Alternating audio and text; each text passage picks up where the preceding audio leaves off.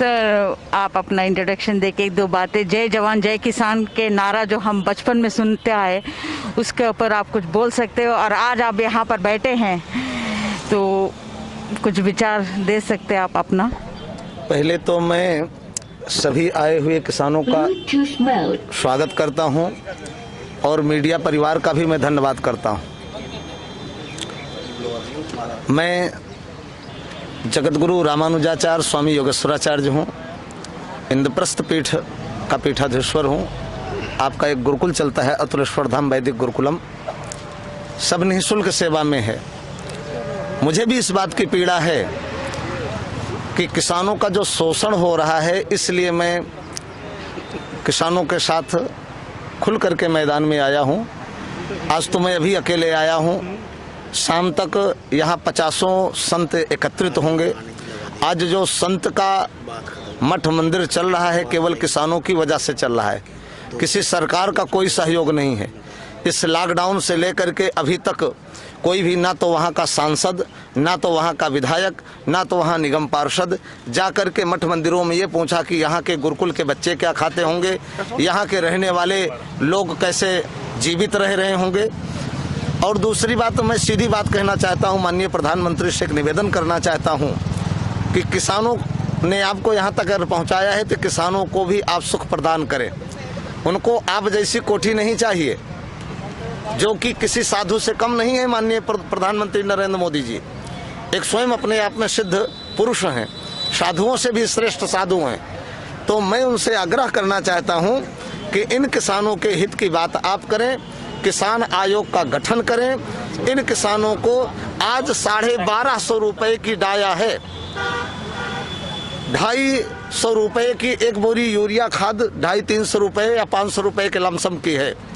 आज ये बेचारे कहाँ से, गन्ना का पैसा साल भर बाद मिलता है, इधर फसल उगती है तो बेचते हैं, तो कहीं जाकर के गेहूं बोने के लिए खाद एकत्रित कर पाते हैं। तो मेरा एक अनुरोध है कि इनको सरकार अपनी तरफ से व्यवस्था बना करके उन किसानों को खाद जरूर दे। और आपको एक बहुत खास बात बता दूं, कहने के लिए जितनी भी, चाहे माननीय प्रधानमंत्री हों, चाहे माननीय योगी जी हों, मैं देश के हर क्षेत्रों में जाता रहता हूं। एक किसान को अगर बिजली का कनेक्शन लेना होता है तो 50,000 से 1 लाख रुपया उनको घूस देना पड़ता है, तब उनको बिजली का कनेक्शन होता है। अगर एक बोरिंग करानी होती है तो पहले जा कर के वहाँ के प्रधान से मिलो, तो प्रधान एक बायोडाटा लिखेगा। उसके बाद आप जब वीडियो सीडीओ के यहाँ जाते हो तो उनको जब 10-20-50 हज़ार दोगे तो कहीं जाके बोरिंग कराता है। तो इनको केवल इतना ही चाहिए, सिंचाई की उत्तम व्यवस्था होनी चाहिए, खाद की उत्तम व्यवस्था होनी चाहिए, बीज की उत्तम व्यवस्था होनी चाहिए, और इनका मूल्य निर्धारण केवल किसान अपने मूल्य का करे।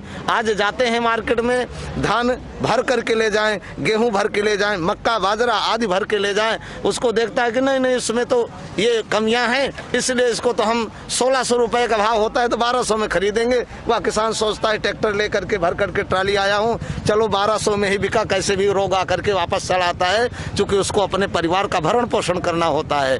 तो मैं आग्रह करूंगा सरकार से कि सरकार किसानों के लिए सहयोग प्रदान करे, और नहीं तो इसके लिए संत गण भी किसानों के साथ में आकर के, किसी पार्टी के लिए लड़ाई नहीं हो रही है, मैं कोई ठेकेदार हूं, ये केवल किसानों के हक के लिए लड़ाई हो रही है, मजदूरों के हक के लिए लड़ाई हो रही है।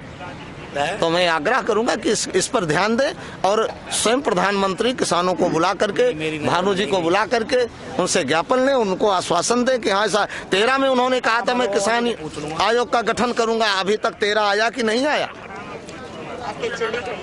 जब 13 आकर के चला गया, 14 में आपको समर्थन दिया गया, उसके बावजूद भी आपने कुछ नहीं किया। मैं भारतीय किसान यूनियन भानु का दिल्ली प्रदेश संरक्षक होने के नाते से उनसे कहता हूं, और डंके के चौक पे कहता हूं कि जितने भी दिल्ली के संत हैं सब आकर के बैठेंगे। दिल्ली हो चाहे उत्तर प्रदेश हो, जहां जहां के संत होंगे सब संतों को ला करके यहाँ बिठाऊंगा, क्योंकि जितने मठ मंदिर हैं किसानों की वजह से चल रहे हैं, किसी सरकार की वजह से मठ मंदिर नहीं चल रहा है, न उनके यहाँ भीख मांगने की